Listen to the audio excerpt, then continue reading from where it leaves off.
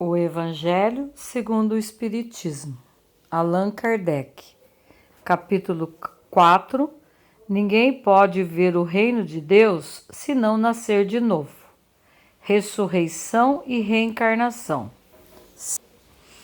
Ora, havia um homem entre os fariseus chamado Nicodemos, senador dos judeus, que foi à noite encontrar Jesus e lhe disse: Mestre, sabemos que vieste da parte de Deus para nos instruir como um doutor, porque ninguém poderia fazer os milagres que fazeis se Deus não estivesse com ele.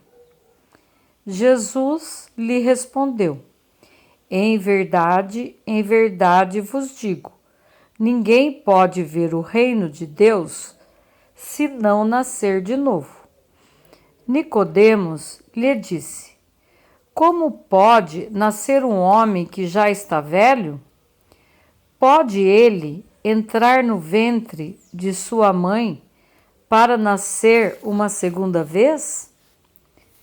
Jesus lhe respondeu: em verdade vos digo, se um homem não renascer da água e do Espírito, não pode entrar no reino de Deus.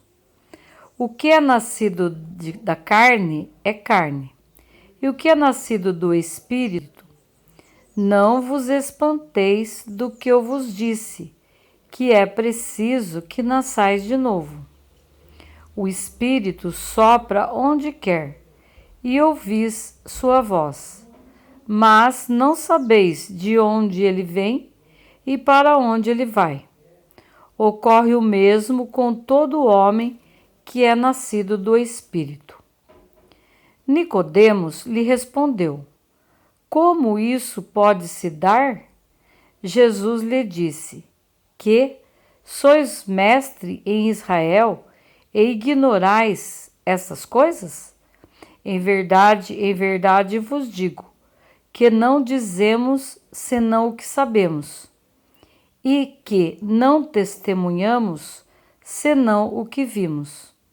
E, entretanto, vós não recebeis nosso testemunho. Mas, se não me credes quando vos falo das coisas da terra, como me querereis quando vos falar das coisas do céu? São João, capítulo 3, versículo de 1 a 12. 6. O pensamento de que João Batista era Elias e que os profetas poderiam reviver sob a terra se encontra em muitas passagens dos evangelhos, notadamente nas relatadas acima. Se essa crença tivesse sido um erro, Jesus não teria deixado de combatê-la, como combateu tantas outras. Longe disso, ele sancionou com toda a sua autoridade e colocou-a como princípio e como uma verdadeira condição necessária quando disse: ninguém pode ver o reino dos céus se não nascer de novo. E insiste ajuntando: não vos espanteis do que eu vos disse, que é preciso que nasçais de novo. 7. Essas palavras, se um homem não renágua e do Espírito, foram interpretadas no sentido da regeneração pela água do batismo, mas o texto primitivo trazia simplesmente: não renasce da água e do Espírito, ao passo que, em certas traduções, a do Espírito se substituiu de Santo Espírito, o que não responde mais ao mesmo pensamento.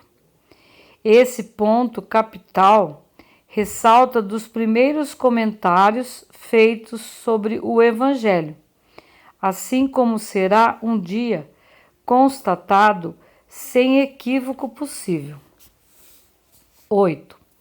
Para compreender o sentido verdadeiro dessas palavras, é preciso, igualmente, se reportar à significação da palavra água, que não era empregada na sua acepção própria.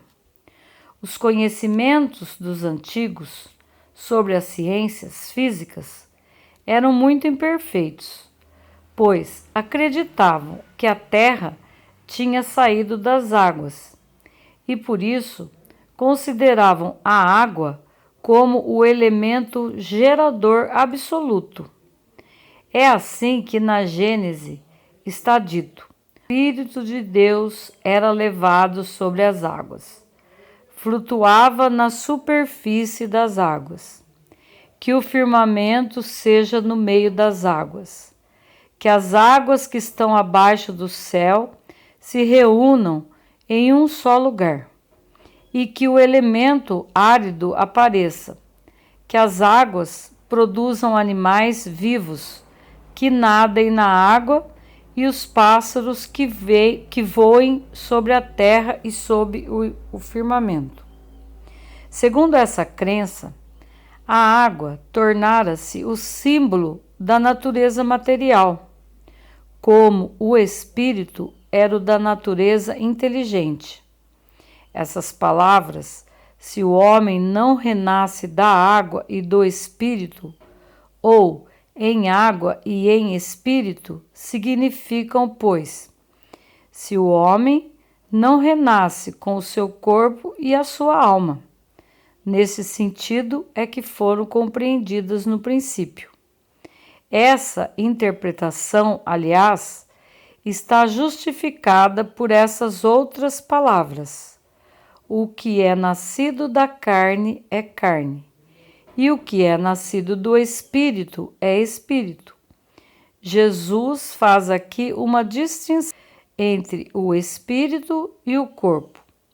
O que é nascido da carne é carne. Indica claramente que só o corpo procede do corpo e que o espírito é independente do corpo.